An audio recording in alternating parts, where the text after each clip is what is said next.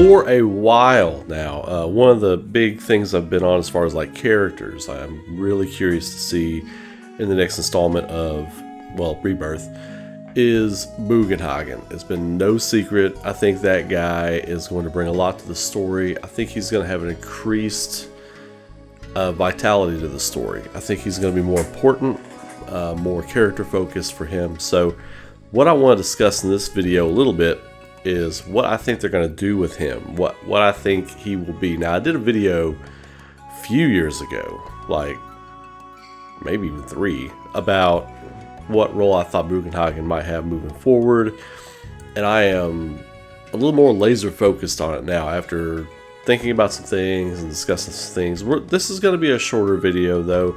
We're going to get in, going to get out. So before I get started, please still like it on the video, share the video, comment, all that kind of stuff. Subscribe to the channel, helps me grow. We've been growing a lot lately. That's thanks to you all. So I want to keep that moving in the right direction. So please do the stuff. I appreciate it. Anyway, one of the key elements of the story in this remake is what is the big mystery? What is actually happening? Now, everybody and their grandmother has gotten on YouTube and speculated on what they think is happening.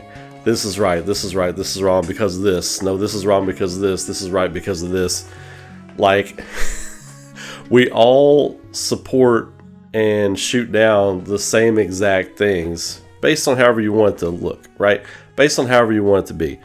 This is going to be the character that sorts that stuff out, I believe. I believe he's almost meta in a way. Like, he is going to be the guy who figures out what is going on. And he's going to be the sage that we can come to for advice throughout the story. I think we will make a few trips back and forth to Cosmo Canyon because of Bugenhagen. I can't wait for the Gi Cave, but we'll get into that here in a minute as far as like how he's going to play as a guest party member and all that kind of stuff, because he will be a guest party member and I'm really excited about that. But Bugenhagen, they make a point in that second Rebirth trailer to show us the whole universal machine that he's got, and it shows all the different planets. Now, I'm not going to get into like the religious elements of what Square drew on for this. There are other channels that do that better than I do, and I honestly don't have time to dive into all that. But there are other channels out there that speculate on this is from this mythology, this is from this mythology. In fact, what they're doing is they do take bits and pieces of all that different stuff, but they throw it in a blender and they make their own lore with it. So they do borrow from some things, but I think to completely try and predict where it's going to go based on this was written in this holy book and this is from this, so they're going here, I don't think that makes a whole lot of sense. It's a good guidebook, but that doesn't get us where we're going to go. This right here, this guy is going to get us where we need to go. I believe he will be the first one to figure out what is going on in the story. Whether it's, you know, something going on with the shackles of destiny being broken, or something going on with, you know, a split in reality based on the saving of Zack and a whole reality being created around Zack being saved now. A fork in the road. I believe he will be the first one to discover a fork in the road. I think he's going to be the first one to also kind of put together what is happening as far as Sephiroth wanting to create this fork in the road and then make one reality out of the things that changed in the other reality. So, and again, I've said before, I don't think that was Sephiroth's plan. I think he was, the analogy I've used is he was on the prison bus. He knew he was going to prison, so he grabbed the wheel of the bus and flung it off the bridge and was like, screw it, whatever happens, happens, let's go, because I know where I'm going. If I throw us in the river, we're all swimming, you know, everybody make it to shore however you can. I think that's kind of what Sephiroth, I don't think there was a grand plan. I think he was just like, screw it, let me throw a wrench in the gears and let's see if I can make a better outcome for myself. I think that's kind of what Sephiroth's doing here. I don't think it's a grand plan, but I think Bugenhagen will be the one to figure out what has happened, and based on the fluctuations of energy, the ley lines, the planet, all that kind of stuff. And yeah, I said ley lines. We'll get into that in another video though. as far as what I think might be happening with that. As in everything with Final Fantasy VII Rebirth, I want to see the character relationships. I want to see how the characters interact with each other. I'm excited to see Barrett talk about his time in Cosmo Canyon. I want the campfire scene. I want all of it, you know, and I want to see how Bugenhagen reacts with everybody. I think he's going to have a little bit of sage advice for everybody. I think he's going to have a really great interaction with Aerith.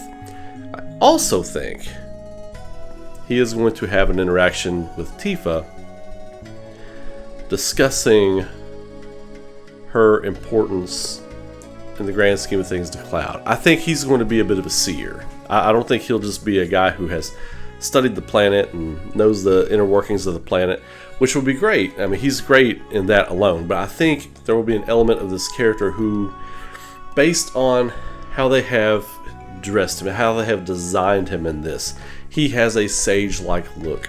I think he will be a bit of a seer.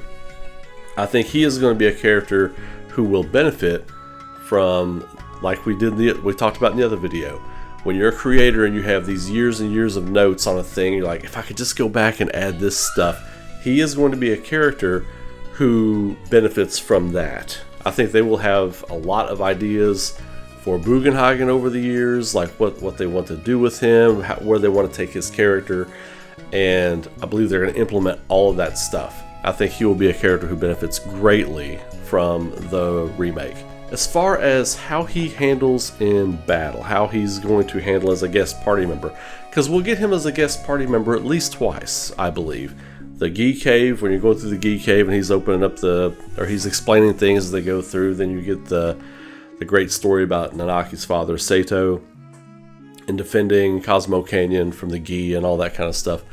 And also when we go to the second trip back to the Forgotten Capital, when we're looking for the white material, or however that plays out. We don't know how that part's going to play out just yet. But I think there will be a second, like, discovery mission to the Forgotten Capital, and I believe he will accompany us, because he will be super curious about that. Now, you know, if we have to go look for the Key of the Ancients on the ocean floor, if we have to do all that kind of stuff, he might accompany us there. He might be a wonderful guest party member. And of all the possible guest party members in the story, not counting Vincent and Sid, because they will eventually become party members, I think Bugenhagen, for me, is the most exciting of all the different party members, because he is going to be a powerful mage. He will be offering powerful support spells, and he might be doing buffs and like big offensive magic as well. Like, I'm really excited about him. So all in all, Bugenhagen, I think he's going to be a total win in this game. He's going to unveil a lot of things to the story, to the gamer, to the person playing the story, to anybody watching the story. He's going to unveil a lot. You're going to get him, I think, at least 3 story points in the second game. You'll get him for a couple story points in the third game, but he will be basically not an exposition dump, but he will be soft rolling you into, I have all this wisdom and stuff, I'm still trying to figure things out, come back and see me later. Then when you come back and see him later, he's going to have some more answers. And then I think at the different avenues of this game, when we go through the 3 acts of this game, whatever those acts are, I think at some point in each of those acts, Act 1, Act 2, Act 3 of Rebirth, Act 1 will be the end of Act 1 will probably be Cosmo Canyon, I would think. And then him arming you with this knowledge, and you knowing something's going on, you have a newfound knowledge of what's happening. Act 2, you'll come back to him at some point. Oh, I've got some more information for you, basically. This is how this is going. This is what I've discovered so far. These are the things that have definitely changed. And Act 2 will be when the party gets some glaring change, and then they come back and talk to him. Act 3 will be when they're on the collision course, whatever's going to happen at the end of the game. I still hope it's Reunion Cloud. You all know I've done that video, and I'm really holding out hope that it's Reunion Cloud. But Act 3, they'll come back to him for more information, and it'll be another kind of, okay, so this is what's happening. This is what's happening here, based on what I've seen in the Universal Engine or the machine, and based on what I'm gathering from reading the tea leaves of the planet, or whatever you want to say. he's going to be a big factor in determining what's happening and setting you on the right path when you are lost in the story. I think he will have a big role in that. So anyway, I value your time. I got to get back to work, so I wanted to drop this on you all real quick. Happy Friday, by the way. Thank you for everybody who has been tuning in. We are growing, like I said, by leaps and bounds. So like the video, subscribe to the channel if you haven't already. So I'm really excited about how we're growing. I've got some more stuff coming starting Monday. This was a busy week for me. My son was out of school for fall break, so our schedule was a little bit different. So I'll be back on the horse next week with regular content, streams, all that kind of stuff. So appreciate you all being here and tuning in. And let me know your comments in the video. Throw those in there. Throw me your comments. I want to see what you're thinking about Bugenhagen. So, but like I said, keep it civil. Keep it civil, man. Some of y'all get spicy in there, and I gotta put y'all in the corner. Sometimes I gotta put y'all in the corner. You're getting a little spicy. But anyway, I hope y'all have a great weekend. Keep rocking. Be good to each other. Take care of yourselves. I will see you all on Monday. If I don't pop in with a surprise stream this weekend, it could always happen. So appreciate you all. Take care. I'll see you later.